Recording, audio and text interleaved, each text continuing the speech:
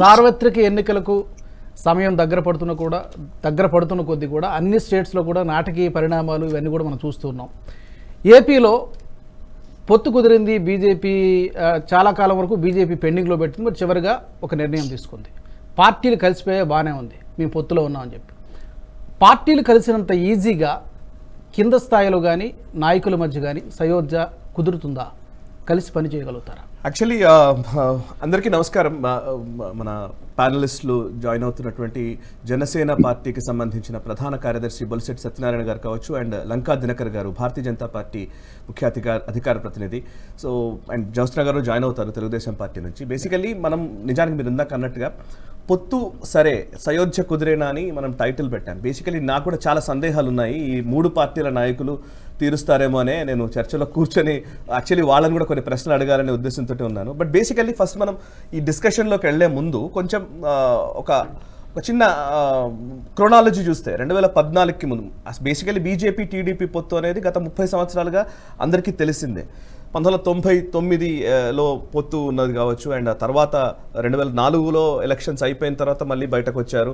And 2014లో Telugu Desam BJP కలిసి మళ్ళీ ఎన్నికల్లోకి వెళ్ళాయి, విజయం సాధించారు. మళ్ళీ తర్వాత ఎన్డీఏ నుంచి టీడీపీ బయటకు వచ్చింది.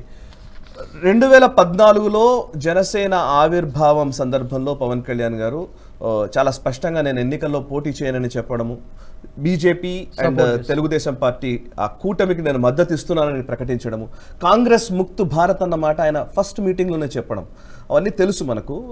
తర్వాత పరిణామాలు కూడా అందరికీ తెలిసినవి. అయితే ఇక్కడ మేజర్గా ఉన్న క్వశ్చన్ ఏంటంటే, నిన్నగాక మొన్న ఒక కాంక్లేవ్లో అమిత్ షా గారు ఒక మాట అన్నారు. పొత్తుల గురించి మాట్లాడుతున్న సందర్భంలో వేరే విషయాల్లో కూడా చాలామంది అనుకుంటారు అరిథమెటిక్స్ గురించి మాట్లాడతారు. నేను కూడా ఒక అనాలిసిస్ కూడా చేశాను. ఇది కెమిస్ట్రీయా ఫిజిక్సా అన్న మాట కూడా ఆయన మాట్లాడారు. కెమిస్ట్రీ ఉంటుంది, ఫిజిక్స్ ఏమి ఉండదు, భౌతికంగా ఉండేది కాదు. ఇది రెండు పార్టీల మధ్య ఒక సయోధ్యపూరిత వాతావరణం రావడం అనేది జరగడం అనేది అవసరము. అలాంటివి ఐడియాలజికల్లీ కొంత ఇంక్లైన్ వాళ్ళని కలుపుకుంటూ వెళుతుంటామని చెప్పారు. అండ్ తెలుగుదేశం పార్టీ గురించి కూడా ప్రస్తావిస్తూ ఎన్డీఏ నుంచి తెలుగుదేశం పార్టీ బయటకు వెళ్ళింది, మళ్ళీ లోపలికి వచ్చారు వాళ్ళు, దాంట్లో పెద్దగా మనం ఆలోచించాల్సింది ఏం లేదన్నట్టు చెప్పారు. అయితే కీలకమైన విషయం ఏంటంటే 1+1 ఈజ్ నాట్ 2 అని చెప్పారు ఆయన. 1+1 2 కాదు, 1+1 11 కావచ్చు అని చెప్పారు. అయితే 1+1 0 అయిన సందర్భాలు కూడా ఉన్నాయి.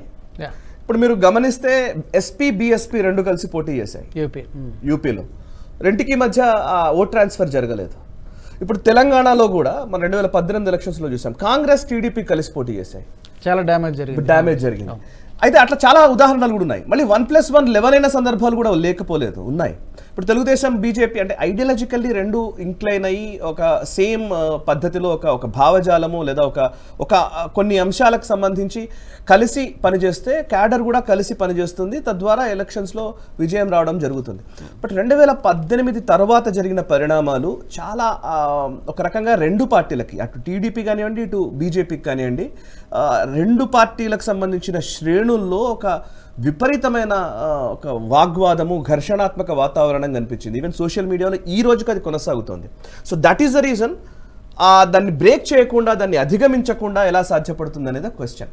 సో జనసేనాని పవన్ కళ్యాణ్ నిజానికి ఆయన కనుక పూనుకోకపోయి ఉంటే ఈ పొత్తు కుదిరేది కాదేమో. మొదటి నుంచి కూడా నేను తీసుకొస్తాను, ఒప్పించి తీసుకొస్తాను. పవన్ కళ్యాణ్ గారు కనుక నేను ఇది వద్దు పర్వాలేదు అని అనుకుని ఉంటే మోస్ట్ ప్రాబబ్లీ ఈ పొత్తు అయ్యేది కాదు. పవన్ కళ్యాణ్ చాలా కీలకమైన పాత్ర వహించారు. అండ్ పవన్ కళ్యాణ్ తనకు తాను ఆ పార్టీ త్యాగం చేసింది, తాను త్యాగం చేశాను, నేను త్యాగం చేస్తున్నానని చెప్పారు కూడా. త్యాగానికి ఫలితం ఉంటుందా అనేది ఒక క్వశ్చన్. ఇది జనసేన వాళ్ళు చెప్పాలి. రెండోది, భారతీయ జనతా పార్టీ ఏదైతే తెలుగుదేశంతో కలిసిపోవడం వల్ల మేము చాలా నష్టపోయాము అని ఒక భావన అయితే బీజేపీ శ్రేణుల్లో ఇప్పటికీ ఎవరిని అడిగినా చెప్తారు. పొత్తు కుదిరింది, బట్ లేదు మేము నష్టపోము అని చెప్పగలుగుతారా, నష్టపోకుండా జాగ్రత్త పడగలుగుతారా అనేది బీజేపీ నాయకులు చెప్పాలి. అండ్ తెలుగుదేశం నిజానికి జాతీయ స్థాయిలో బీజేపీ పెద్దన్న పాత్ర పోషిస్తోంది, కానీ రాష్ట్ర స్థాయిలో అయితే ఎక్కువ సీట్లు ఈ కూటమిలో ఉన్నది తెలుగుదేశం పార్టీకే. కాబట్టి తెలుగుదేశం పార్టీ లేదు ఈ పొత్తుకి అసలు కారణం ఏంటి, ఇంతకు ముందు బయటకు రావడానికి కారణం ఏంటి, ఇప్పుడు లోపలికి వచ్చి మళ్ళీ పొత్తు కుదుర్చుకోవడానికి కారణం ఏంటి, వీటిని ప్రజల్లోకి తీసుకెళ్లే విధానంలో అండ్ జనసేన శ్రేణుల్లో కానివ్వండి, బీజేపీ శ్రేణుల్లో కానివ్వండి ఉన్నటువంటి అసంతృప్తుల్ని అధిగమించే విధంగా తెలుగుదేశం పార్టీ పెద్దన్న పాత్ర కూడా పోషించాలి. ఎందుకంటే వాళ్ళు కొంత ముందుకు రావాలి తీసుకుంటున్నారు కాబట్టి. సో ఎందుకంటే జనసేనాని త్యాగానికి ఫలితం కావాలన్నా, బీజేపీ వాళ్ళలో ఉన్నటువంటి ఒక అసంతృప్తి పక్కకి జరగాలన్నా, అసంతృప్తిని అధిగమించాలన్నా తెలుగుదేశం పాత్ర కూడా చాలా కీలకం. సో దానికి తెలుగుదేశం వాళ్ళు సమాధానం చెప్పాలి. జ్యోత్స్న గారు మరి కాసేపట్లో జాయిన్ అవుతారు.